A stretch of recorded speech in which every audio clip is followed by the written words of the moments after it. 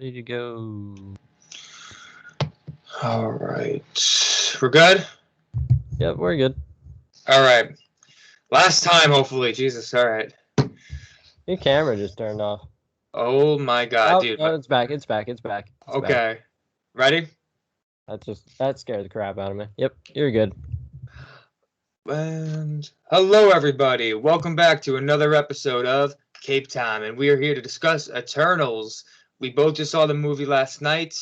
Emotions are running high, and we're both aligned with this movie, man. We both have similar thoughts, a lot of similar feelings, and I'm into it. He's into it. We both really liked it, and I want to dive deep into all of it, man. There's so much to discuss in this 2.5 hour monster of a movie.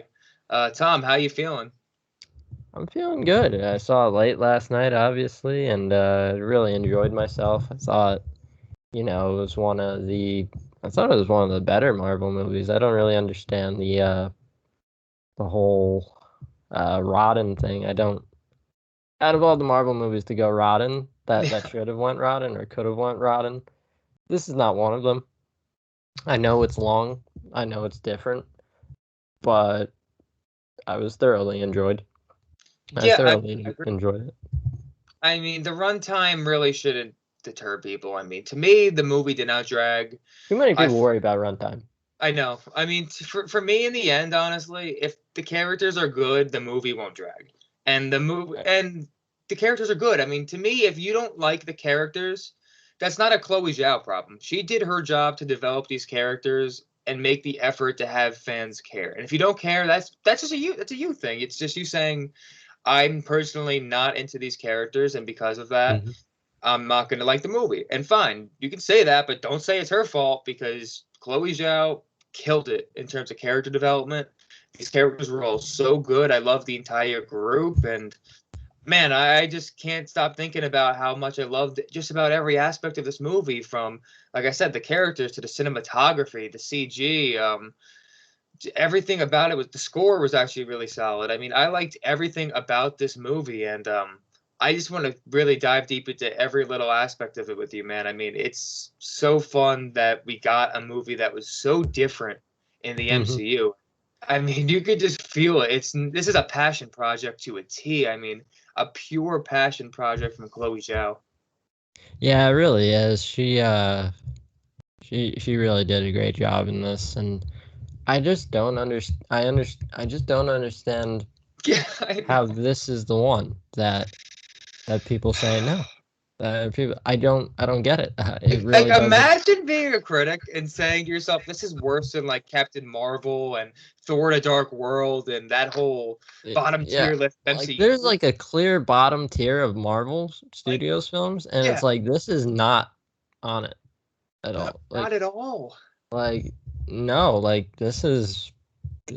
I would watch like 5 Eternals movies. I told you that last night, but like I really don't see it. I don't see why this is the one that people are like, no, we're not feeling that. It's bizarre, honestly. But hey,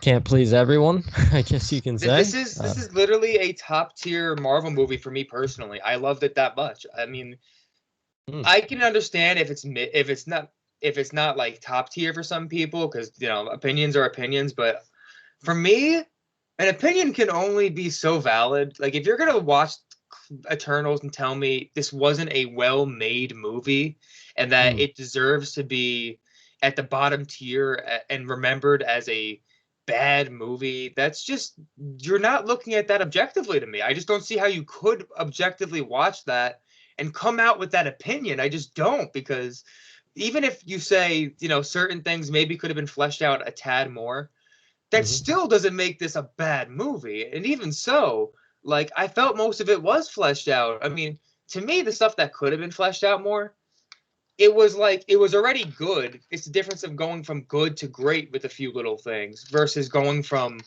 bad to good. There's a big difference there, and I just don't get why people came out with that interpretation and that feeling. I mean, it's so weird to me, so bizarre.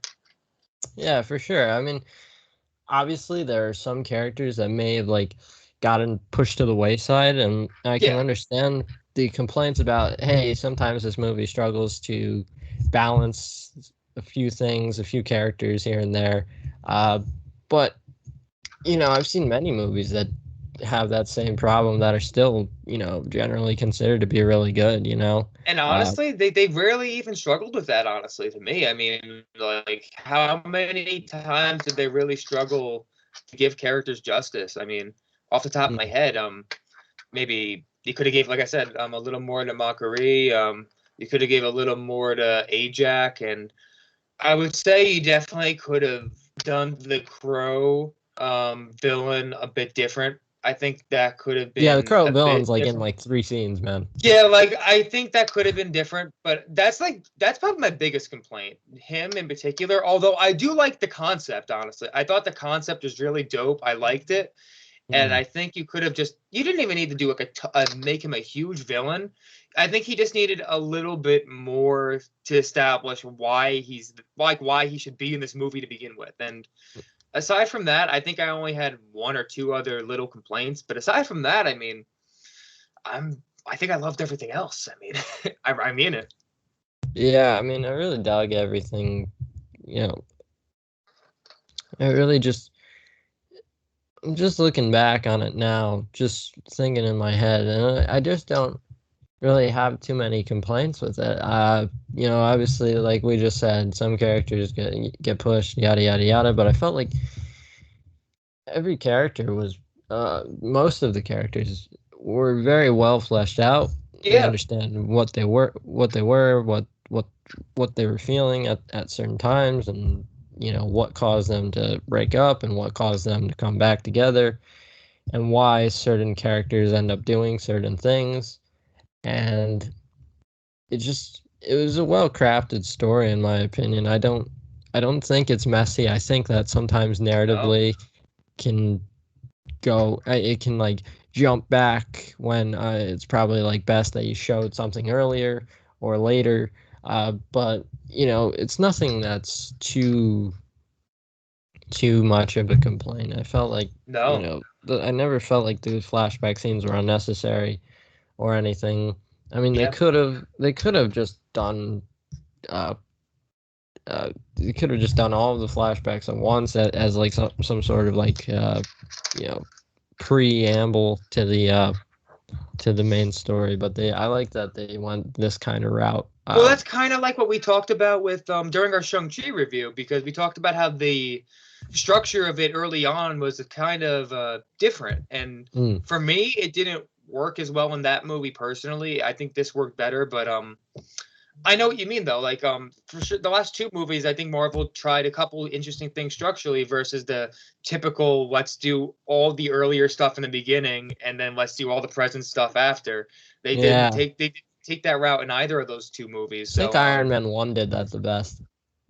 yeah, no, I Iron Man 1 did that. I Because you mean, start with Iron good. Man 1, you start with him having the, ambush. Then you go back like a few days to where he was, to who he is, and then you Yeah. go back, and then that's when the, 10 rings sequence happens Hmm. and all of that. And he builds the suit, and Yes. man, I may want to watch that again. Yeah, me too. I think I just convinced myself. I'm like, man, that movie was fucking awesome. But yeah, Eternal. I'm glad that they're trying different things. Different filmmakers may want to try things a certain way, and I think they should be allowed to do that. And Yeah. I think it worked here, overall. I don't. I do. Like every once in a while, I'll be like, okay, we could have placed this differently, but like it's nothing big. And I appreciate that. I appreciate the effort that's there Oh yeah. I to mean, try this is something different. definitely this is a very unique Marvel movie. This is not Mm. like anything else they've done before. And this is a case, like I said, it's a pure passion project where Kevin Feige wasn't planning on making Eternals. That was not in the plans when he was mapping out Phase 4. This is Chloe Kevin Zhao Feige's like, who the hell is Eternals? yeah, this is Chloe Zhao coming to him and saying, I want to do this movie. And I believe the pitch for the movie was like a photo of sand, and she read him a poem, if I remember that right. It was That's something along funny. those lines. And like that's just so it's so unique, and it shows you like she's such a artistic thinker, man. I mean, it's Yeah, different. you can tell. Like, I mean, obviously she's an Oscar winner, Yeah, for for a directing. reason. So, yep, and yeah, you can just kind of tell that she is a cut above most directors. Uh, and yeah, I thought that kind of influence, the artistic thinking, is actually one of my favorite parts of this. Like specifically, what happens at the end with Icarus. You know how I see it this almost? I almost see this as you have an indie director Mhm. who very much is an indie director who, for once, got to make a blockbuster.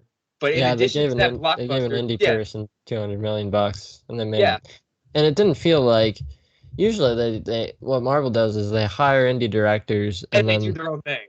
That's the big thing. and they kind of help them out, and they Yeah, make the big blockbuster films. But what Chloe Zhao did is she got the $200 million, did exactly what she normally does, then added some CGI into it, and I think and that it's that's why it didn't hit well with all the Marvel fans because that's the big thing. I mean, when it comes to those A24 type of indie films, general audiences usually don't like them too much. And I feel it's like you not a had popcorn movie. no. I mean, this is a totally character-driven movie. I mean, you said yourself, there's a big gap in that movie where there's no action. There's a very Yeah, big gap. yeah, there was I believe, like at the end of the first act to like mid to the end of the second act, until that fight in the woods, Yes, uh, yes.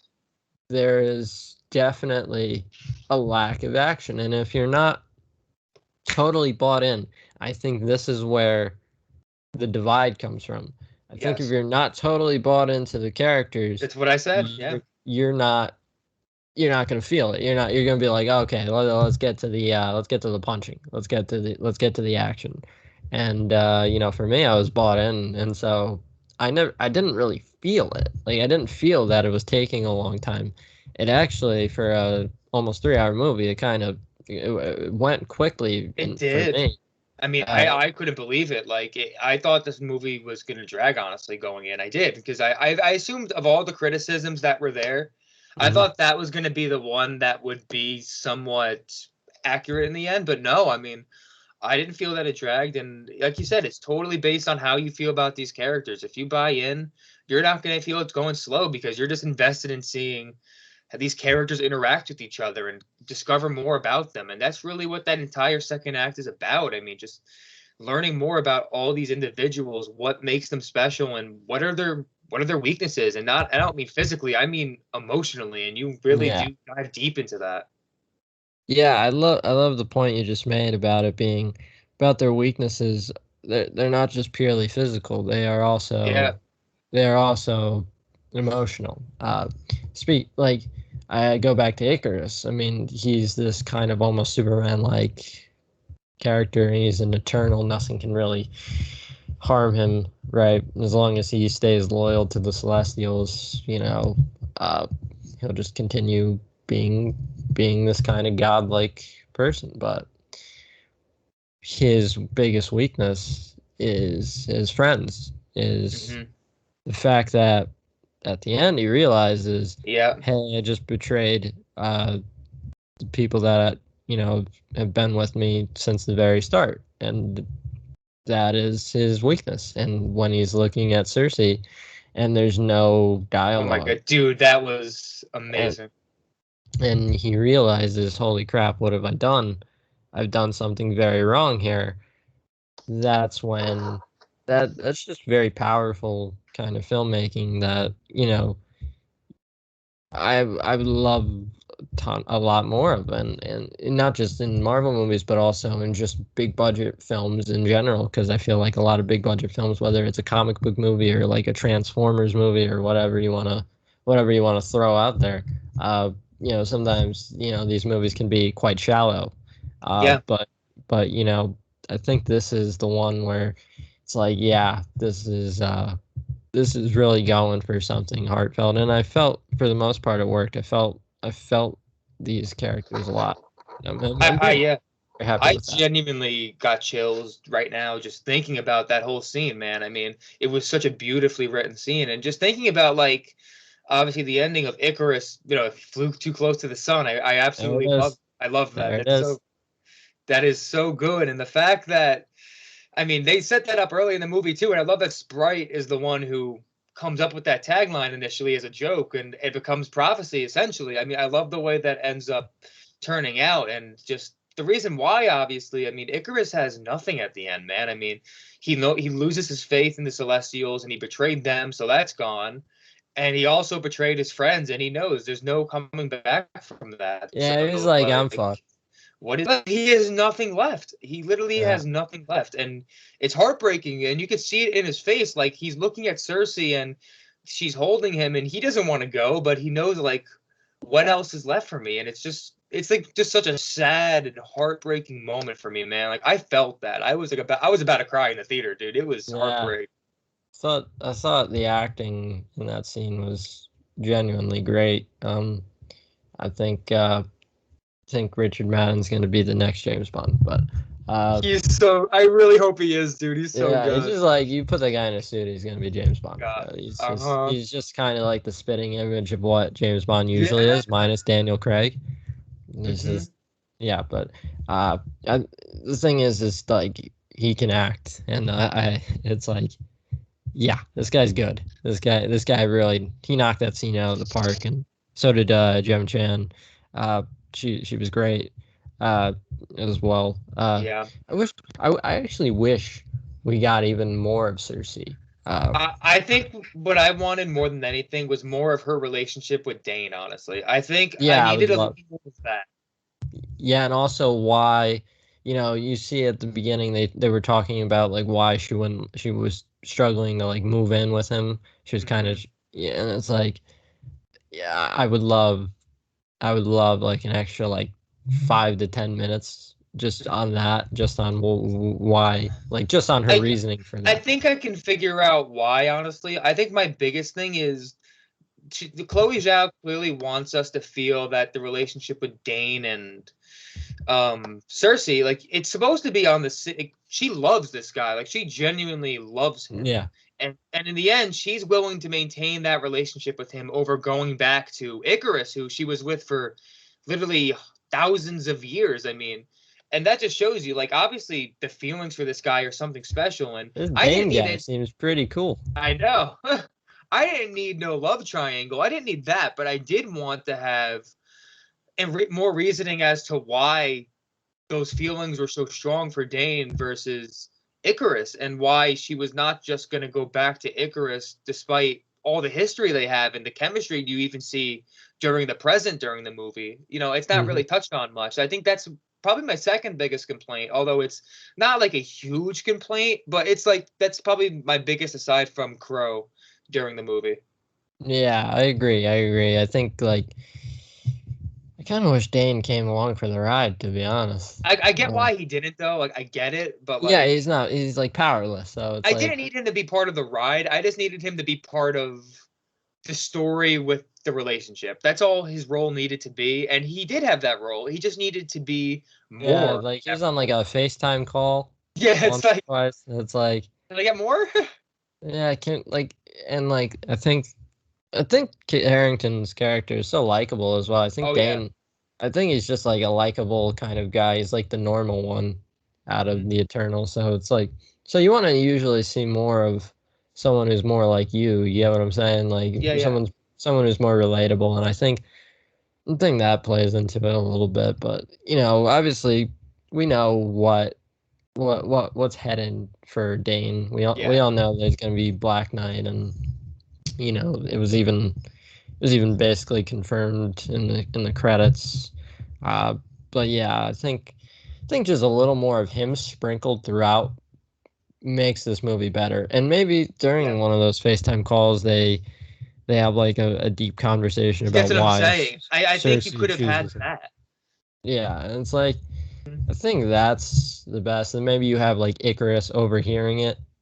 That'd be cool. Yeah. Like Cersei's talking to Dane, and Cersei's explaining why she chooses him over Icarus, and Icarus is in like the other room and he can hear it, and it's kind of like a heartbreaking thing, and Mhm. maybe it only like leads to Icarus committing to the Celestials even more, and Yeah. then it'll That's a make great idea, honestly. I like that and a lot. that'll ma- yeah, and that'll make his betrayal even more powerful, and and when he decides not to go through with the Celestial plan, the I forgot what it was called, but Emergence. yeah, the Emergence, yes, the big MacGuffin of the movie. Yeah. It makes his I would say it's a redemption, but it's not fully a redemption. It's him acknowledging, okay, I messed up. I'm gonna go fly into the sun to kill myself. Hmm. And I think sometimes flying into the sun and killing yourself may be better than redemption. Yeah. I mean, I think because I remember during the movie early on, you were saying how essentially you didn't want Icarus to die. Like you're like, I really hope they don't kill off this character. Yep. I think But I actually like how they did it. that's what I was gonna say. I think they did it so perfectly that I was content with his ending. Like if Yeah. I don't even want him back, honestly, in any Yeah, and Richard capacity. Madden's gonna go play James Bond anyways, So he's like, Honestly, I think he should be in so many more movies, even if he's oh, he's not gonna James be. Bond. Like this movie showed me, like this guy is a phenomenal actor. I mean, Henry Cavill doesn't come back to play Superman. yeah, Like dude, that's fucking this is the guy. like This is the just guy. hire that guy. All right. Like that dude's gonna be insolvent. He's gonna get his own big budget franchise soon enough. He deserves Uh, it. yeah, and he was like one of the genuinely he was one of the best actors in this movie. Like his performance was one of the best. Yeah, I mean, I thought this is probably one of the best Marvel movies I've seen in terms of performances from actors. Honestly, I think that you had so many different established actors and actresses who just like they put it all out there on the And line, dude. such a good looking cast, I might Oh add. my god, this is one of the most attractive casts I've ever seen in my life. This is just like a GQ shoot or some shit. It's like what the hell? I Like mean, you said yourself, Kit Harington was one of the most unattractive people in this movie. yeah, it's like, oh yeah, you're really a relatable bunch when Kit Harington's like the least good looking of the people in this movie. It's like, yeah, you got Richard Like, Matt, what the Gemma hell? Chan. You got a guy who's gonna be James Bond. You got Gemma Chan. You've got Angelina Jolie. You've got Salma Kamal, Hayek? Salma Hayek. I almost forgot Salma I Hayek. mean, yeah, you almost forgot Salma Hayek. Like, what the Uh, fuck, dude? like fuck. Yeah, I I would mean, never. I would never forget Salma Hayek. that's my point. This is like one of the most. Oh, I just can't even. I can't even comprehend So it's how like attractive this cast is. it's just like what the and Yeah. they all really give good performances in this. I'm very like I don't really have a complaint with any performances. I know I was making No. jokes about how I But wanted Sprite. about Sprite, but like the performance by No, she was good. She was the genuinely actress good. playing Sprite, I thought that person did a good job. I don't know the actress's name, but she did a good job, and I apologize for saying that I Oh, wanted her to get curb stomped by a celestial.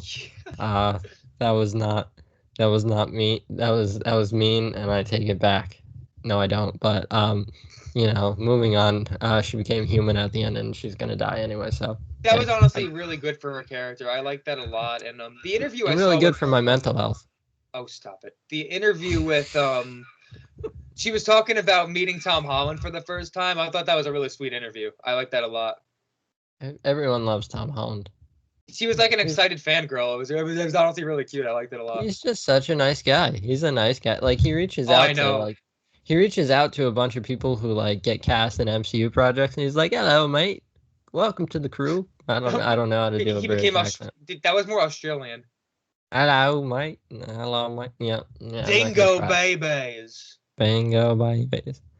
Uh, back in Yorkshire. There we go. That's my There you that's go. my British accent. I'll There you work go. on that. I'll fight Richard Madden to be the next James Bond. Daniel There you Craig's go. done. There we go. Dun dun dun dun dun dun dun. There we go. But yeah, Tom Holland's a nice guy. Yeah. But That's the point. I mean, we didn't even get into like we've only gotten into like half of the Eternals so far, man. There's so many characters in this movie to dive into. I mean, like It's a long movie. yeah, and like we didn't even get into Fastos yet, who is possibly my second favorite Eternal during this movie. I thought he was excellent. Yeah, Fastos was pretty damn cool, and you know, he comes in a little late for me, He does. but I actually did enjoy his character. He wasn't in it much. He's the tech guy. Uh, he's basically like the geek squad for the Eternals. Yeah, I guess yeah, you could say is like, yep. And that's a it's good way to like, put it. yeah, yeah. I thought Brian Tyree Henry's performance was great. He's Brian Tyree Henry. Just put him in everything. Yeah. he'll just act like he found his way into like the Joker movie, being like he was the Arkham, Yes, he was the yes, you're Arkham right. I forgot about guy. that. He's like the dude's like in everything. I'm like, fuck, man.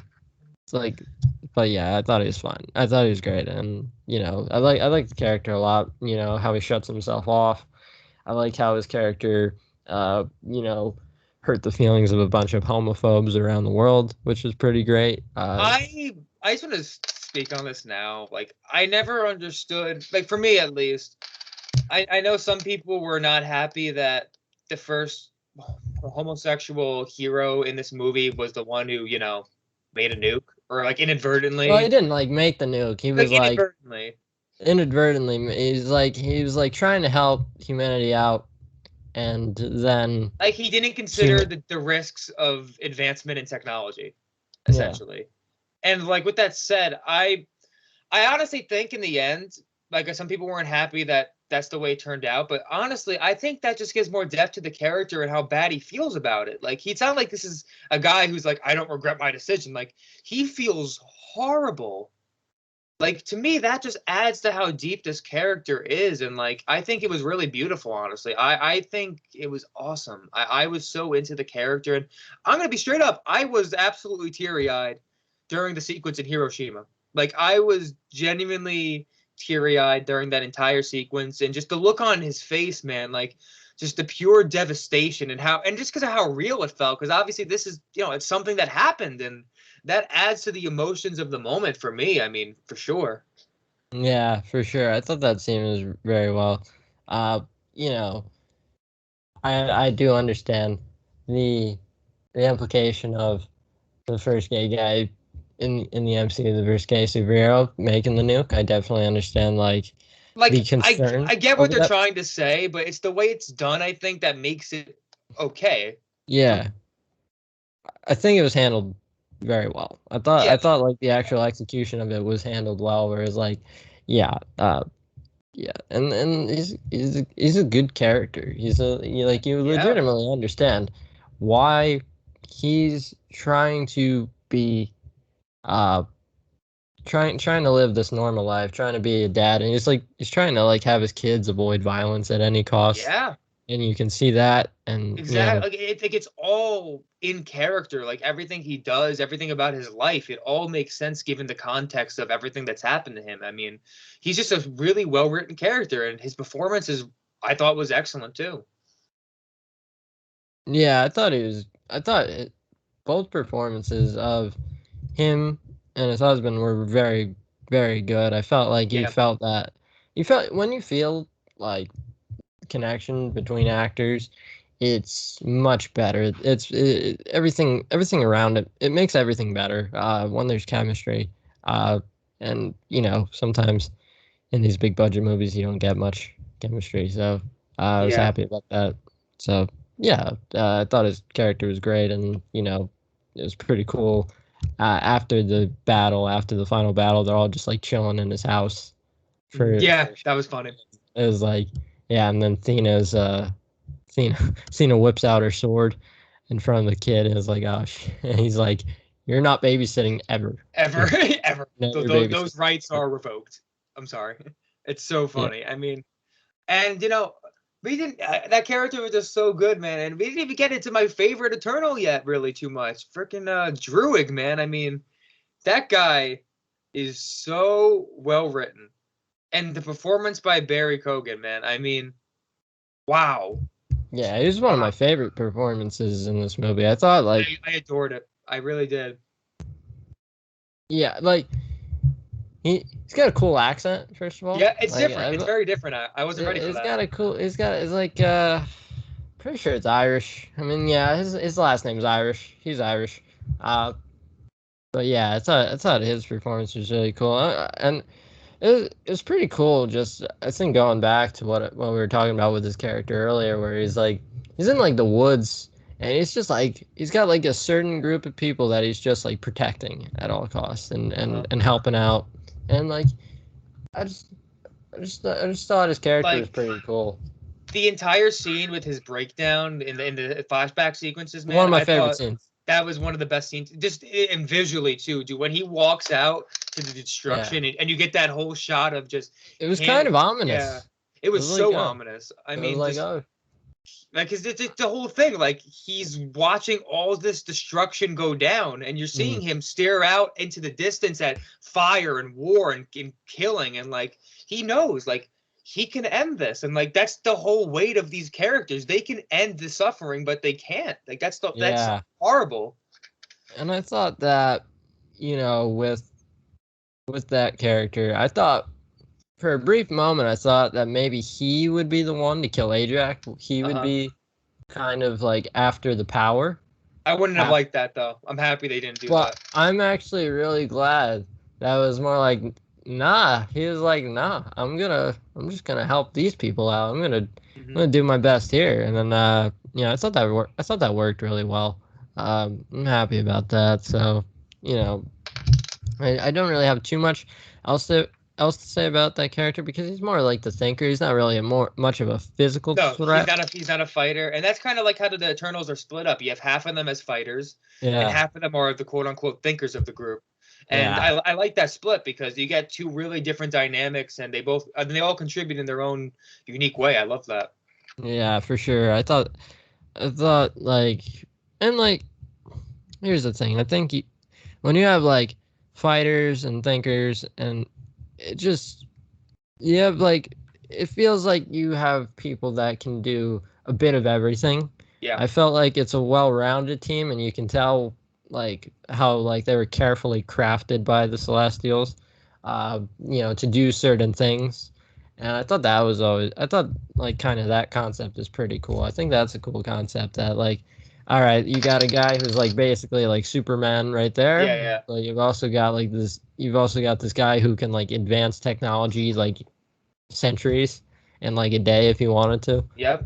I just thought that's cool.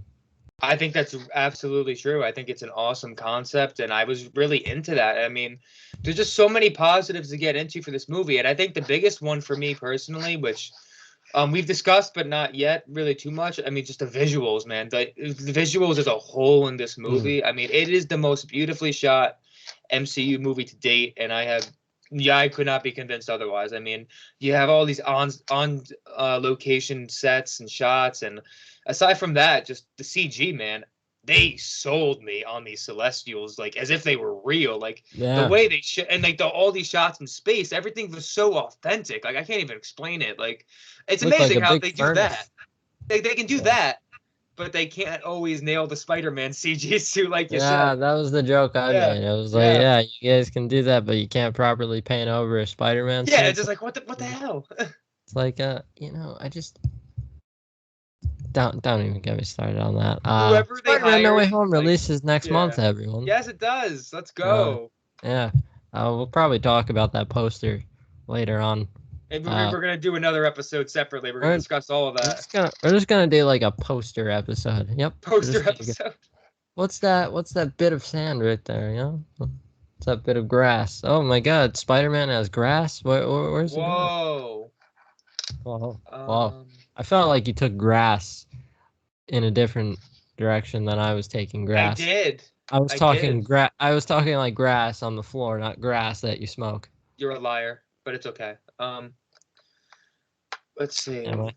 Yes. The visuals, man. I mean, like I was saying, I really was into them so much, and that entire sequence, like you were freaking out about in the theater with Yeah, that was a dope scene. I like yeah, dinosaurs, man. So like yeah. when they threw the dinosaurs up there, I was like, oh shit, this got good. This got really good. Uh, I'm but yeah, forgetting again. What's the name of the Eternal Ermesh? What is it? yeah, Aramesh. Yeah, Aramesh. When he basically gives Cersei the truth about her origins as well as the origins of the Celestials and the emergence and what that all is. Like it is such a well-crafted scene, both narratively and also just visually. It was one of the most amazing things I've ever seen in a movie. I mean, I was just so immersed, my jaw dropped, and I was speechless. Like I'm just watching all this go down, and it was so beautiful. And like we were saying earlier, I think that the twist that they are robots essentially and not from Olympia, I love that change from the comics, honestly. I think that works so well narratively, and what it does to these characters, man, like it's so impactful.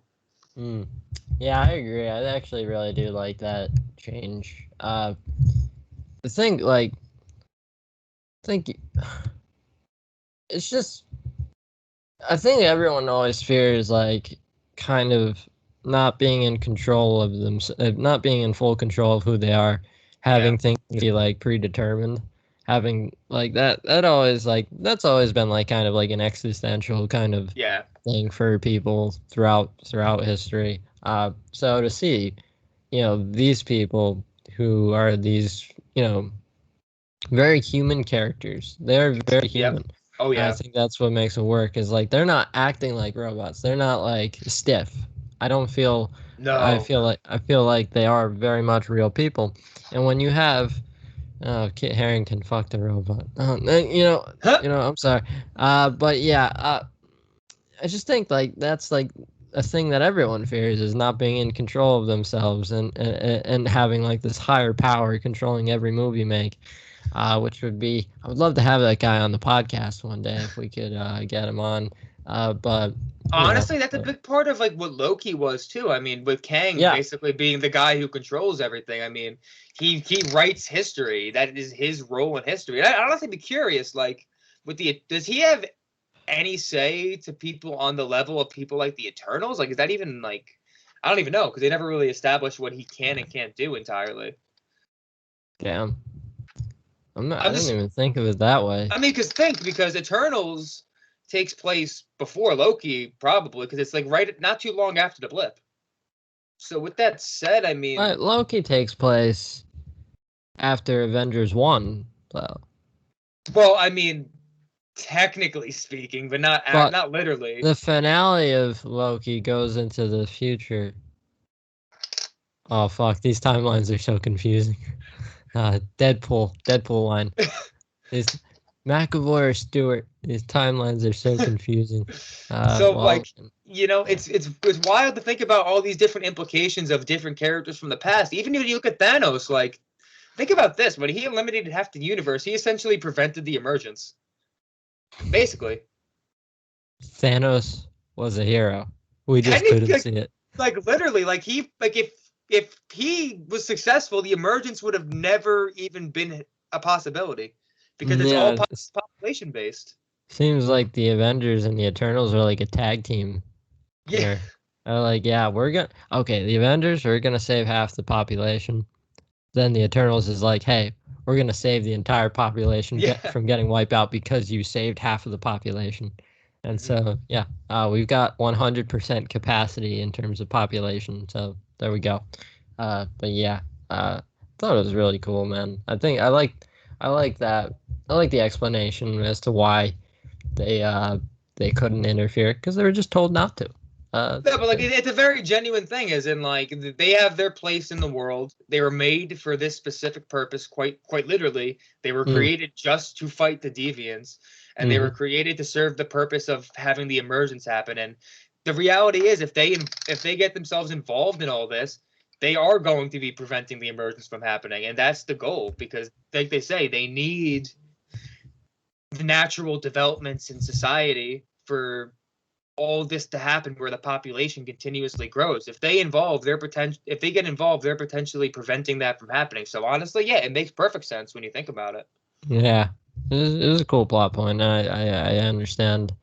I understand it, and yeah, I mean, I don't really have much else to say about that other than yeah, Yeah. good, good, good. Is there Good pick. anything I'm trying to think, what else in the movie do you want to talk about before we get to the post credit scenes? I think like I really like Kingo a lot. I thought like Oh, we didn't even get to fucking Kingo yet. Jesus yeah, Christ. I like Kingo a lot. I think like the scene at the ending part of the plane scene where he's kind of basically explaining why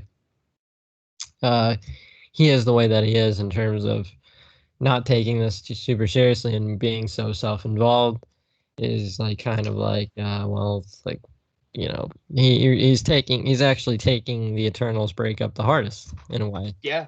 And it's like, so he basically turns inward and makes everything about himself. And it was pretty funny to see like one of the posters on the plane is like him being Bollywood James Bond. That was a As cool like, little Easter egg. I was like, I was like, I recognize that pose and I recognize that gun. That is definitely a James Bond.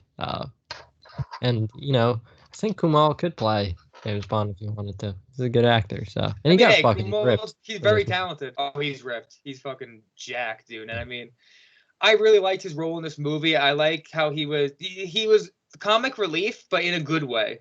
And Yeah, but aside from that, also he was an actual character. He wasn't written solely for the purpose of, yeah, getting a laugh from the audience. He had depth to him. He was really good. And honestly, I mean, I know this is something that people feel differently about. The fact that he wasn't in the final fight, that yeah.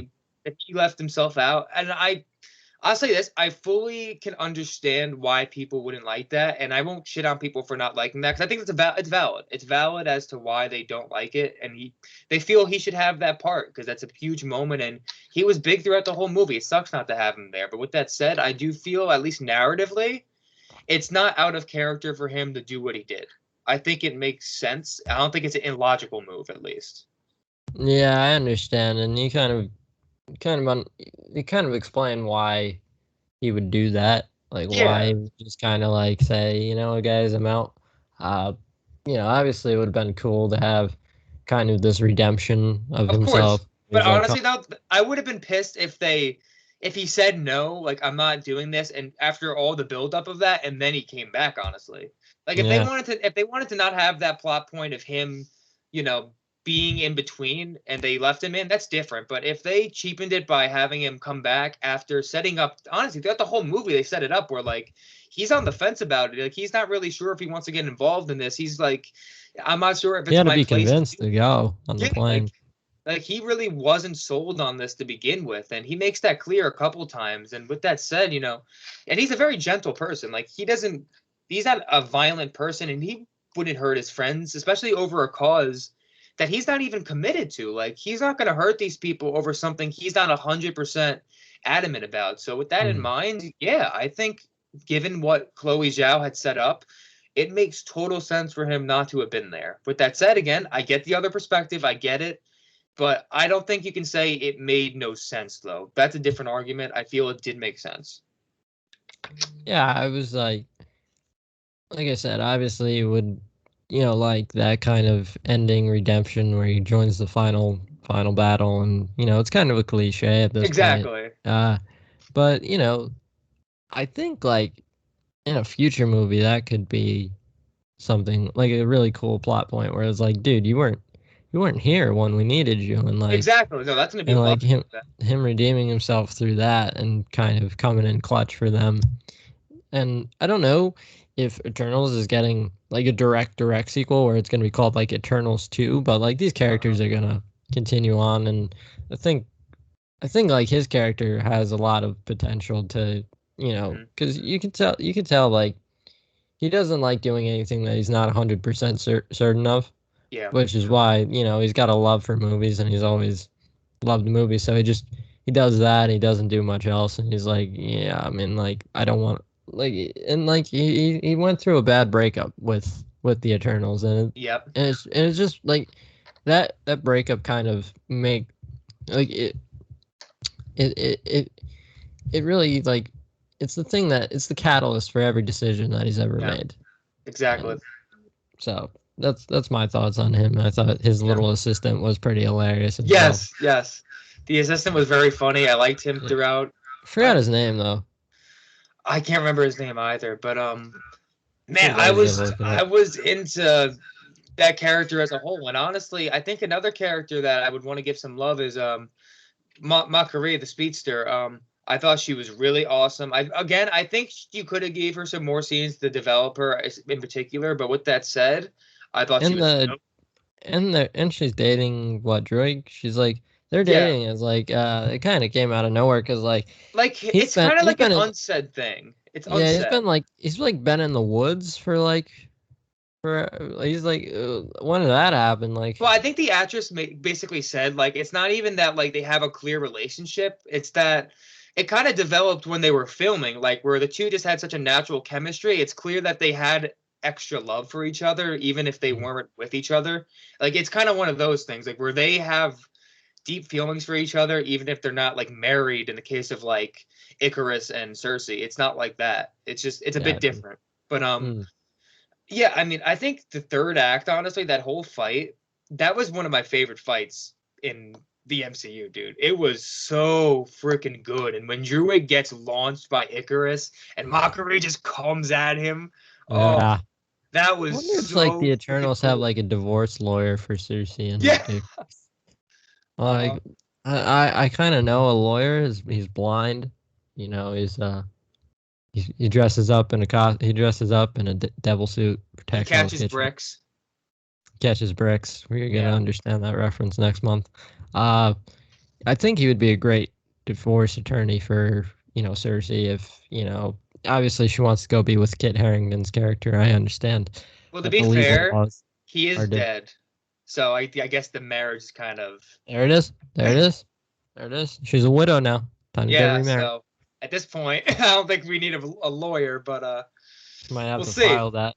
Uh, Although I do know in the comics, from what I understand, they do bring back Icarus, but like it's not after he dies, they bring him back as the character is back, but with none of the memories, essentially.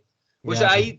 I don't necessarily want that. Like if they do that, it's like whatever, but I'd rather have that over them bringing back Icarus with his memories for sure, because that would again it would cheapen the end. I think his ending was perfect, and I really wouldn't want to touch that. But Yeah. yeah, like I was saying though, that whole that entire third act, man, that whole fight was really awesome. I loved all of it. I loved the role Phaedos played in it too. I thought his powers were really cool. I liked the way they displayed those, and Mm. I I think the action, while it was used sparingly up until the last act, when it hits, man. Like they are good Yeah. fights. They are Yeah, really I good fights. understand. Like going back to what I was saying earlier, I understand that. I understand the split on this movie a little bit because it does, it's not this action-packed kind of spectacle until when it becomes that action-packed spectacle. It And honestly, I takes a second. disagree with people saying this is a classic case of Marvel has to throw in a crazy third act fight. I felt like it felt earned. Like to me, it felt It like was an kind of earned. quick. It was kind of quick. It wasn't. It didn't overstay for me. No, It no, didn't. it. I agree. I agree. They fought a little bit on the beach, and then Cersei was doing her thing. Then Icarus shows up. They give each other a look. Icarus realizes, oh, I fucked up, flies off into the sun, and the emergency stopped. And then they have that little epilogue scene at Phastos' house, and kind of wrapped up the movie. And then Yeah. Cersei and Jane had that little talk. Sets up Black Knight. She gets zooted off, and Uh-huh. and that's how the movie ends. And that's it's like it didn't overstay its welcome at all. I didn't feel like Hmm. it wasn't gratuitous where it's like, guys, can we wrap this up? It's a 3 hour movie. We don't need a 45-minute third act, but like we don't need an Avengers 1 last act where it's like Hmm. that, like the last hour and a half of Avengers is that fight, and it just goes on, and I'm not complaining because that was fun to Yeah, yeah. watch in IMAX, but we didn't need that here, in particular we didn't need that here, and so like I don't think that the third act battle lasted more than 20 minutes. No, it was quick, but it was also not rushed either. I mean, it No, no, was no, no. It was quick. yeah. It's a compliment. It was quick, but it No, was I know. effective. It was what it needed to be. I think Yeah, it it was. it did its job. Yeah, Um, like you don't want things to overstay their welcome. yeah. And like if they made it like an Avengers kind of third act, I think it would have been like, really, we're doing this. I didn't need that No, here, and I'm happy that if you were gonna add more time to this movie, I think it would have went towards developing the characters even more yeah, versus I adding think more it action. exactly. I think it would have Yeah. went to characters that may have gotten sidetracked a little bit, like kind of Athena, those kinds of characters, maybe a little more with Droig and the Mhm. speedster Makaari. We I haven't think even like gotten into Athena yet. yeah, Athena's she's not in it too much, But I but think like honestly, I thought they did her character justice. I think she's got a good arc. exactly. I thought that this because like her memory loss is what caused the droid breakdown scene because they Mhm. all came together to talk and I thought like her character was really cool and there's a lot of potential for her character in future movies. I think like her memory loss is just I think she's a very heartbreaking character. She's like one of the more Yeah. heartbreaking characters in the movie, along with Mhm. Sprite, who I'm very You happy to see. want to stomp on. So No, no, whatever. I don't want. I don't personally want No, to stomp on you her. want the Celestial to I stomp on. want the big celestial that Yeah. looks like a furnace to just come. There we go. Ouch. But Athena, I do really like that character too. I think Angelina Jolie knocked it out of the park. And honestly, And when doesn't Gil she? when Gilgamesh dies, man, that hurt. That Uh, really hurt. you didn't really talk about Gilgamesh and his No, saliva we didn't beer. talk about him either. Like his saliva beer. That joke actually hit very well. It did My favorite joke in the movie was the IKEA joke. Unfortunately, they showed it in the in the trailer trailer. when they're in Phastos's house, and Phastos is built like this. The house that they're living in looks like a normal house, but it's like filled with like protective technology to protect them, protect his family. Like you can't get in that thing unless Phastos wants you to. And so Icarus is like, you probably like pimped out this table as Yeah. well. And he hits the table and it breaks. And he goes, IKEA, fall collection. It's Funny like, thing is, my friend guessed it was IKEA without even seeing the trailer. Like mm. he broke the table. He's like, Oh, everyone knows what yeah. an IKEA table looks like. He was Then, like, I bet it was from IKEA. And then yep, as soon as he said IKEA, he just fucking burst out laughing. It was so fall funny. collection, IKEA. Perfect. It's It's perfect. I mean, just yeah. honestly, I don't want to beat a dead horse, so I think maybe we'll get to the end credit scene soon. But I think they really did a great job with all of these characters, man. I'm really happy with the way this movie turned out, and it's one of my favorite Marvel movies to date, and I mean it. It really is. I loved it, and I'm gonna get a poster of this movie in my basement because the poster looks The freaking posters for this awesome. movie were banging. They They were were good. awesome.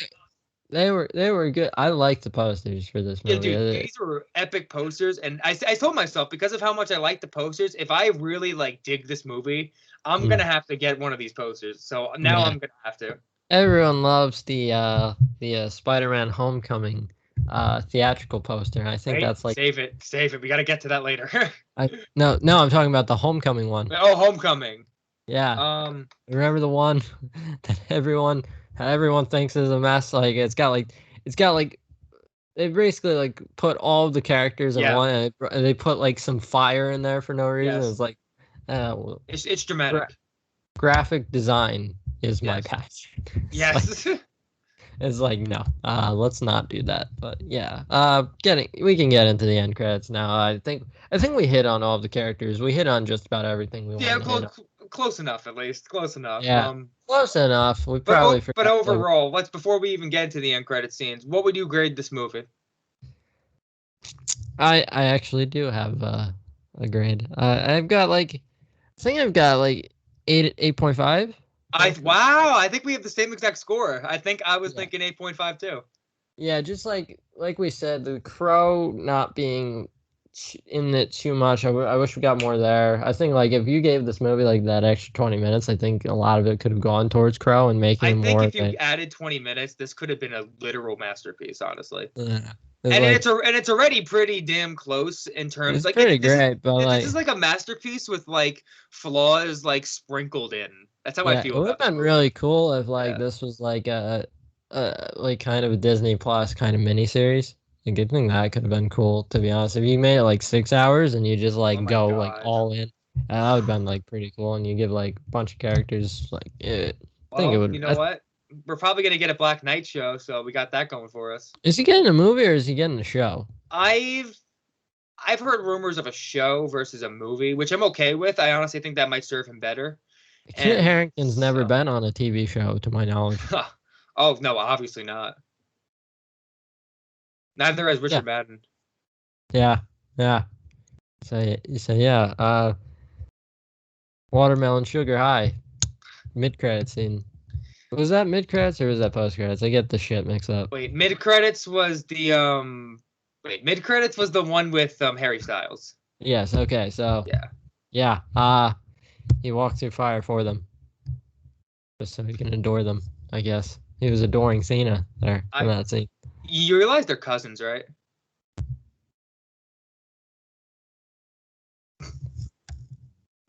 No, I didn't. They could have changed that they could have changed the lore there, but in the comics, Thena and that character, Eros, they're cousins.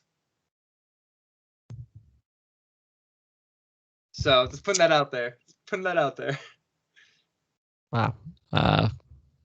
I'm gonna guess they changed that though. I'm gonna guess they either changed that or it ends up being a joke where he genuinely just didn't know and then it makes them uncomfortable for a while. I would say one or the other. So we'll see on that. But yeah. That's a thing. I don't know how to respond to that. I'm just saying, like, once again, they get rid of Richard Madden, they bring in Harry Styles, and it's like, how attractive is this cast gonna be? I think Chloe Zhao had an attractiveness limit. I mean, a requisite, where it's like you have to be exactly this hot in order to be in these movies, and it's just I mean, like Angelina Jolie and Harry Styles in the same room is like, wow. I kind of like we're like the same species as them. It's like, huh? I shouldn't be. I am not worthy.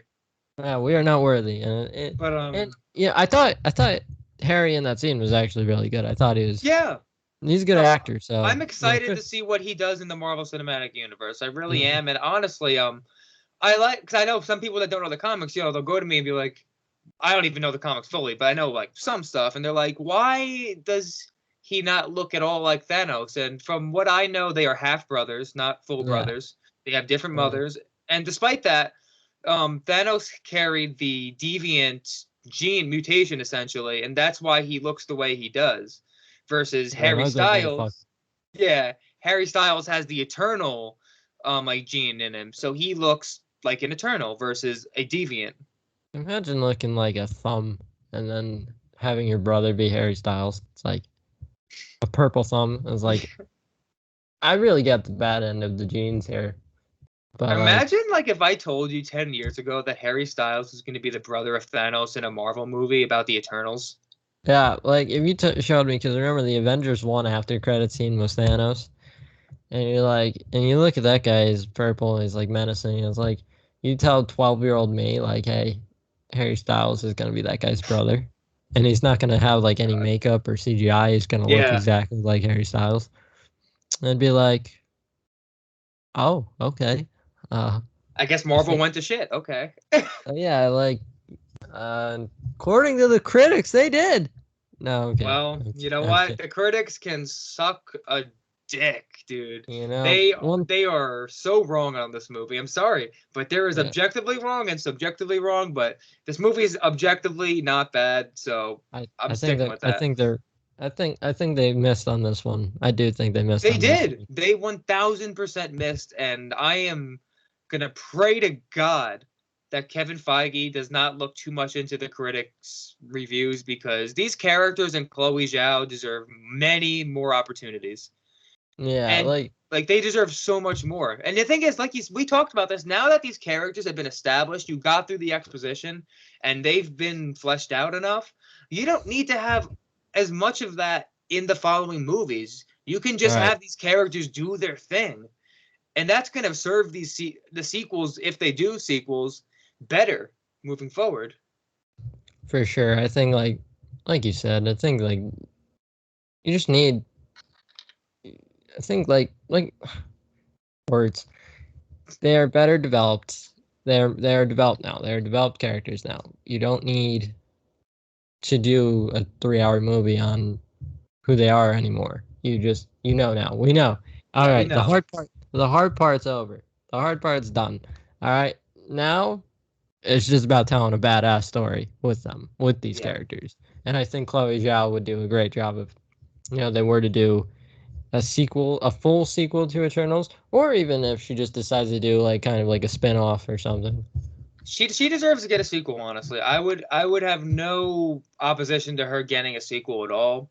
Yeah, I like the team dynamic, so Yeah. I would want, the Eternals team to come together. But I think what they're doing is I think what they're gonna do is they're gonna separate the two, like, cause like at the end of the movie they kind of like separated a little bit. Well, yeah, and that's the thing though. Harry Styles says like we're gonna do what we can to get them back because they're gonna be on trial essentially with the Celestials. Yeah. So that's gonna probably be the plot of what would be a sequel. I'm guessing. I mean, like that's a pretty clear setup. Like, Sequel. the trial of the Eternals would be a pretty dope. Oh, dude, imagine. Oh, yeah, that would be so sick. Yeah, like I think, I think Harry Styles should be the lead in that movie, to be honest. Like I think like he should be like if I were to do it, like I would make Harry and Cersei the lead, obviously. You don't want to throw Cersei to the side, but yeah. I think like just from a marketing perspective, obviously this movie kind of doesn't have the best word of mouth, unfortunately. So like if you want to get people back on the side of things, I think Harry Styles, that's it. And like Harry Styles is very clearly taking charge of this kind of search to find all the Eternals and bring them in. So like story wise it makes sense, and like marketing wise it makes even more sense. It's Even so, like this is like he's gonna be a big name in Marvel. Like they're not bringing him in for a small role, and even so, this character in the comics, like he's a very, very powerful figure, and he kind of borders between good and bad at times. And I think he's probably gonna have quite a significant arc moving forward. And with that said, it would make sense to give this guy his time to shine in his own leading role, and Eternals 2 would be the time to do that, I think. So yeah, I think I'm totally with you on that. But that mid-credit scene was really good, and I think the post-credit scene was equally as good too, honestly, man. I love both. Yeah. Fucking Blade, man. I cannot believe that they teased Blade that way. I was not ready for that, and I'm excited. I mean, it makes sense because Black Knight is part of that darker side of Marvel, just like Blade is, and they're starting to get more into that darker. When is Blade? 2023, 2024? If I had to guess right now, I think it might get pushed to 2024. Honestly, I don't know. If it gets pushed to 2024, I would assume that it's getting pushed to like earlier 2024. I think early 2024. If not, then maybe like October, November 2023. I think somewhere around then. But just eyeballing though, I think that if he's not around till 2024, they're gonna plug him into other projects for sure. Blade, I think he'll be in like Moon Knight. I think Blade in Spider-Man: No Way Home. Yeah. He just comes out and just like starts stabbing all the villains with his sword. He's looking for vampires. Blade in Guardians of the Galaxy 3. Just put Blade in everything. Just put Blade in everything. Put Mahershala Ali in everything.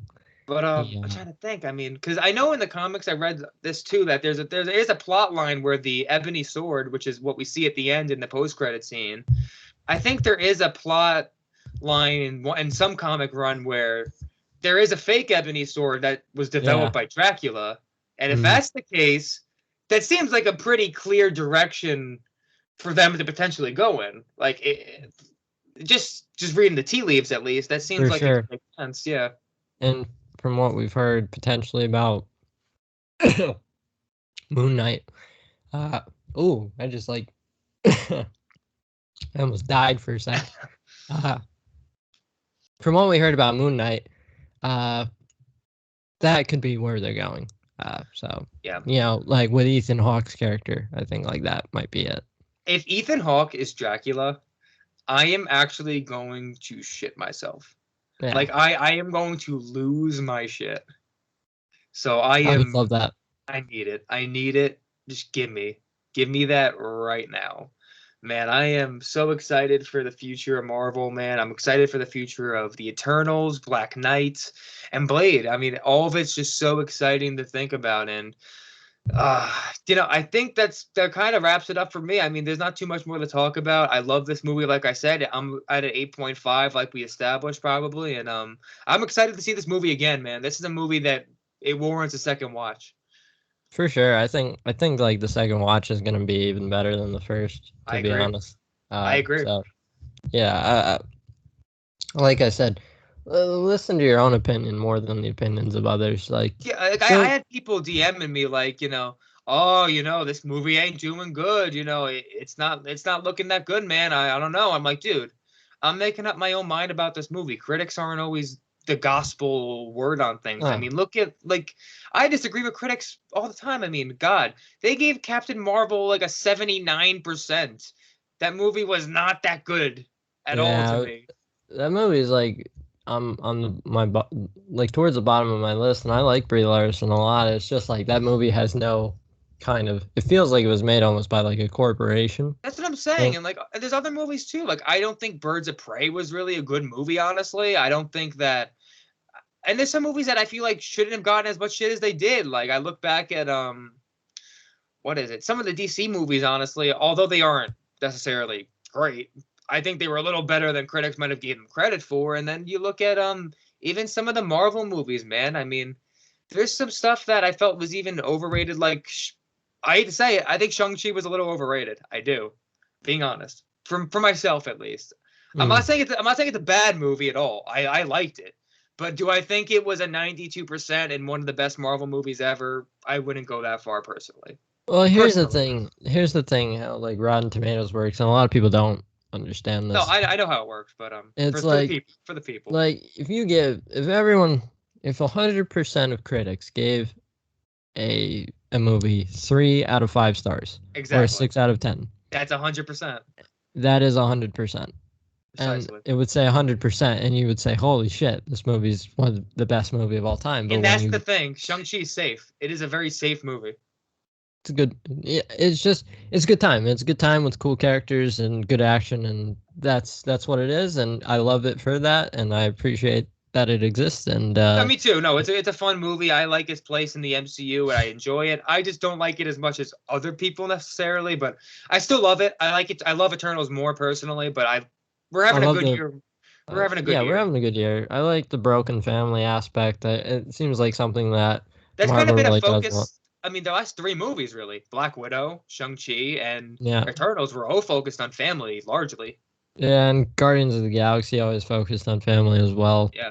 And like how Peter Quill doesn't like he's kind of struggling with like Yandu and that kind of and the people that raised him versus his birth parents versus the new family that he's carved out for Yeah. himself and so yeah, it seems like family has always been a key dynamic for Marvel and especially with Yeah. like the teams like the team ups and shit, Uh-huh. especially like Avengers as well.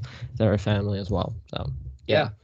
I'm with you, man, but I guess that wraps it up for me. Do you have any final thoughts that you want to let out or Yeah, I'm just glad that I'm not dying after that gigantic cough that I let off like a okay. few minutes ago. Like I really thought for a moment that was it. But other than that, I'm just very happy with the movie. And like I said, go in, see the movie for yourself. If you like Yeah. it, you like it. If you don't, you don't. That's life. That's the beauty of film is that, your opinions are subjective and like you can just go in to see a movie and make up your own mind about it. And there are a bunch of movies that I like that didn't get the best reviews, and there are a bunch of movies that I didn't like that actually did get good reviews. And it's like, that's the thing of film. So if you're on the fence about going to see Eternals and you're a big Marvel fan, I say, hey, go see it.